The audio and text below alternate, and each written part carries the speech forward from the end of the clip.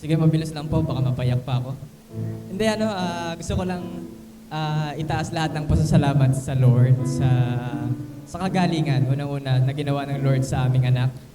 Hindi ko na siguro ikakwento yung detail, pero yung naisip namin that time sa nangyari sa aming anak, yung feeling na parang kukunin na siya ni Lord. Yan talaga yung na-experience namin. And ayun, yung pasasalamat sa Lord talaga, ayan, kita nyo naman kung gaano na ulit siya kalikot. 4 days kami sa ospital at ayun, salamat sa kagalingan talaga sa Lord. Yun, ayun, sobrang salamat talaga at sa mga nag-pray, ayun, then, at yung provision din ng Lord kasi 4 days kami sa ospital at yung naging cash out lang talaga namin is 500 lang.